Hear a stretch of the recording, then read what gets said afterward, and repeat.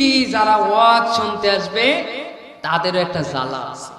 কয় হয়েছে হুজুররা খালি আমাদের বিপক্ষে কয়। আচ্ছা এই এলাকার লোক কে কি করেন না করেন আমি কি জানি? জোরে বলেন জানি। তাহলে আমি বয়ান করি তা আপনি গালি দেওয়ার কে? আপনি গালি দেন কে? আলেমদেরকে যারা গালি দেয়, হুজুরদেরকে যারা গালি দেয়, তাদের পরিচয় কি জানেন?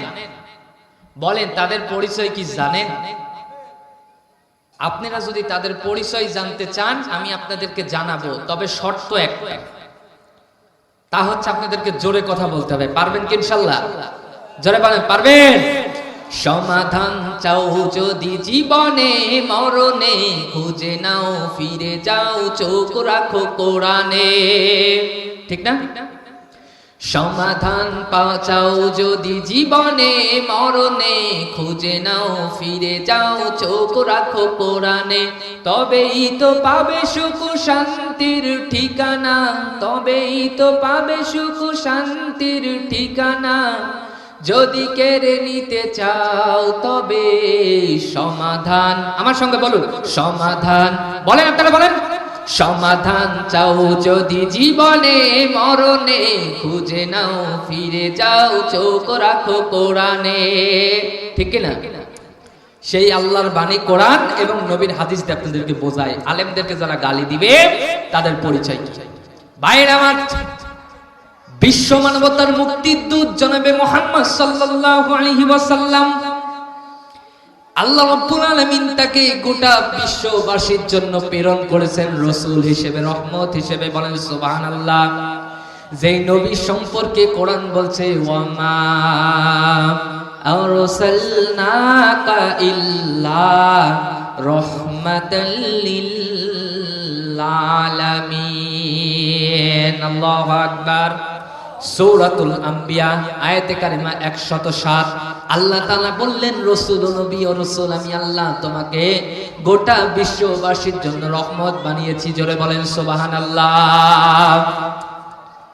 ভাইরা আমার কলিজার টুকরা নবীজি একদিন দাঁড়িয়ে আছে, হঠাৎ করে একজন লোক, নাম হচ্ছে মুগেরা, একদম টাটকা জালেম কাফের, আমার নবীজিকে গিয়ে গালি দিলেন, হে মোহাম্মদ তুমি খারাপ। জোরে বলেন নাউজুবিল্লাহ।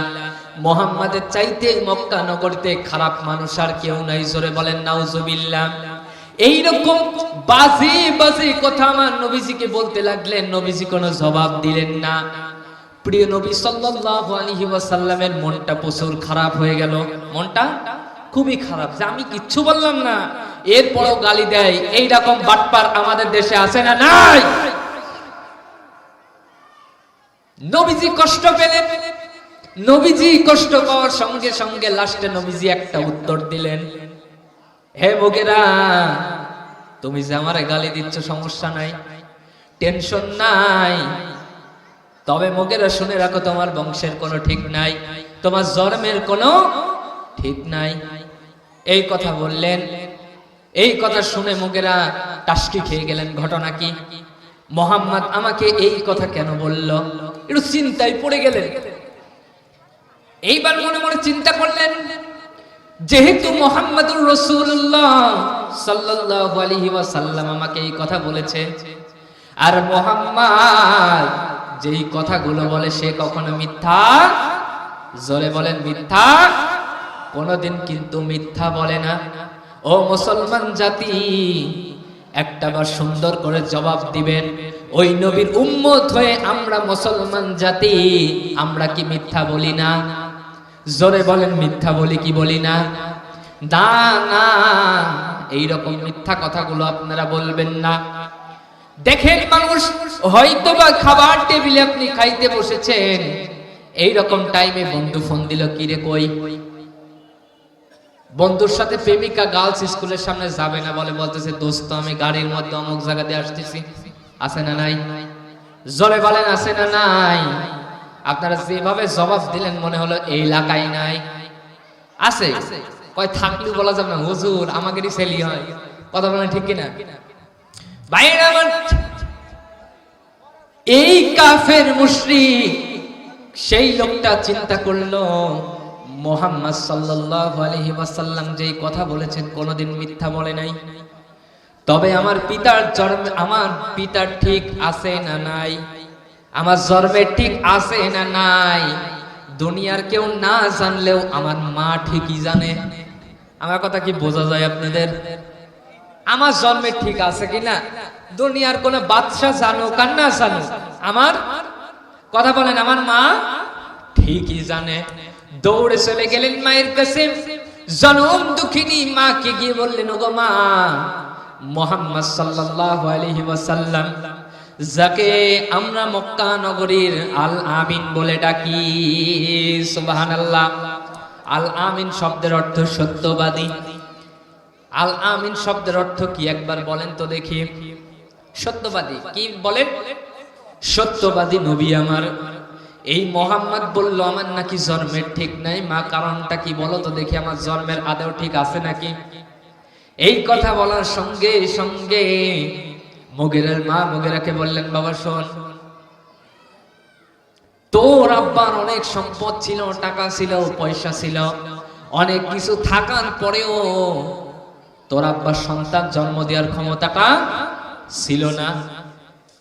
ওগো মুগিরা শোনো, তোমার আব্বার টাকা পয়সা বাড়ি কোনো কিচ্ছুর অভাব ছিল না, কিন্তু সন্তান যে জন্ম দিবে এই ক্ষমতাটা তার ছিল না।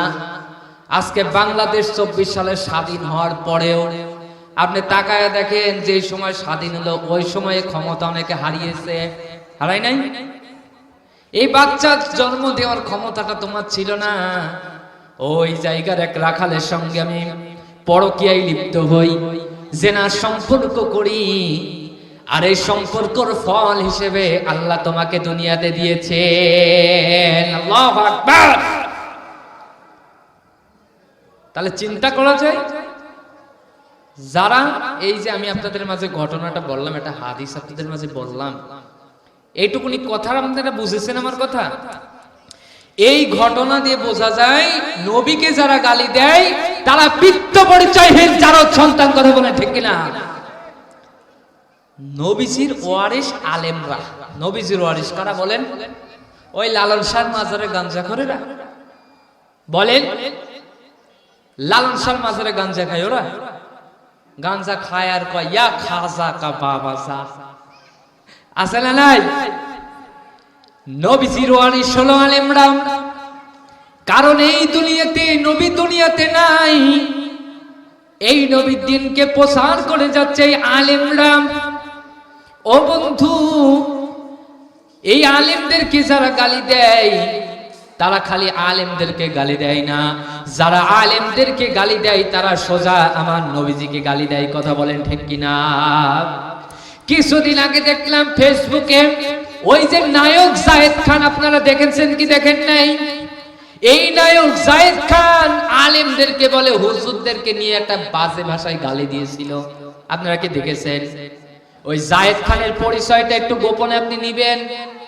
আমার কাছে মনে হয় জায়েদ খানের পরিচয় যদি গোপনে নিয়ে যায়, ওর আব্বা সারা পিত্ত পরিচয়হীন জারদ সন্তান। কথা বলেন ঠিক কিনা? আজকে নবীর ওয়ারিস আলেমদেরকে যারা গালি দেয় ওদের পরিচয় কি? জোরে বলেন, ওদের পরিচয় কি? যারা আলেমদেরকে গালি দেয় ওদের পরিচয় পিত্ত পরিচয়হীন জারদ সন্তান। আর যারা দুনিয়াতে জারদ সন্তান হয়ে যারা দুনিয়াতে জন্ম নিবে তাদের কোয়ালিটি থাকবে হলো 9টা। বলেন তো কয়টা? যাদের জারদ সন্তান যারা দুনিয়াতে আসবে তাদের কোয়ালিটি থাকবে 9টা। বলেন তো কয়টা? একটু জোরে করে বলেন কয়টা? তাদের 9টা কোয়ালিটি থাকবে। নাম্বার 1, ভালো কাজ যেখানে থাকবে বাধা দিবে সেখানে। জারদ সন্তান তাদের প্রথম কোয়ালিটি হচ্ছে ভালো কাজ যেখানে বাধা দিবে সেখানে। কোরআনের মাহফিল যেখানে 144 ধারা জারি করে সেখানে। কথা বলেন ঠিক কিনা? দেখেছেন না 144 ধারা জারি করে নাই? ভালো কাজ যেখানে সেখানে হবে। ইসলামী আন্দোলনের কাজ যারা করবে, ইকামতের দিনের কর্মী যারা হবে, তাদেরকে কিভাবে কিভাবে কিভাবে জঙ্গিবাদী মৌবুদ্দি বানিয়ে, তাদেরকে কিভাবে কিভাবে জঙ্গিবাদী মৌদুদি বানিয়ে তাদেরকে জেলখানায় ভরার চেষ্টা করবে, তাদের নামে লিস্ট করবে। আছে না নাই? আমার ওখানকার একটা আছে, কয়েকটা আছে। আমাকে দেখলেই বলে কি হুজুর লিস্ট কিন্তু হচ্ছে, তা আমাদের লিস্টে যাবৎকালে করলি, তোর লিস্ট যদি আমরা করি, কথা বলেন ঠিক কিনা? তোদের লিস্ট থেকে আমরা ছাড় পেয়েছি আমাদের মাধ্যমে, আমাদের মেধার কারণে। আমাদের লিস্ট থেকে কি তুই জীবনে ছাড় পাবি? কিন্তু না, যারাই আমাদের প্রতি জুলুম করেছে, যারাই আমাদের প্রতি নির্যাতন করেছে, মক্কা বিজয় হওয়ার পরে নবীজির সর্বপ্রথম কাজ ছিল ওই ব্যক্তিগুলোকে নবীজি ক্ষমা করে দিয়েছে। জোরে বলেন সুবহানাল্লাহ। তাহলে আজকে যারা আমাদের প্রতি 16 বছর 17 বছর এমনকি আমাদের কলিজার টুকরা আল্লামা সাঈদীকে বিদায় করেছে, আমাদের মনে কোনো কষ্ট নাই, আমাদের দিক থেকে আমরা তাদেরকে ক্ষমা করে দিব, বলেন ইনশাআল্লাহ। এবং তাদেরকে দ্বীনের প্রতি ফিরে এসে আল্লাহর দ্বীনকে কায়েম করার জন্য সহযোগিতা করার জন্য আমরা আহ্বান করব। আপনারা অবশ্যই আসবেন। কথাবার্তায় যদি কষ্ট পেয়েছেন আপনারা, আমার কথাই যদি আপনারা কষ্ট পান, ক্ষমা দৃষ্টিতে দেখবেন। আর কথার মধ্যে যেই কথাগুলো বললাম একটু বোঝার চেষ্টা করবেন। জারদ সন্তানের 9টি বৈশিষ্ট্য, তার মধ্যে একটি বৈশিষ্ট্য ভালো কাজ যেখানে বাধা দিবে সেখানে। এই বছর দাওয়াত ছাড়া এসেছি, সামনে বছর যদি দাওয়াত পেয়ে আসি ইনশাআল্লাহ আর 8টা বৈশিষ্ট্য থাকলো, এই 8টা বৈশিষ্ট্য আপনাদের মাঝে বলে যাব, বলেন ইনশাআল্লাহ। আল্লাহ তাআলা আমাদের সকলকে মাফ করে দিক, জোরে বলেন আমিন।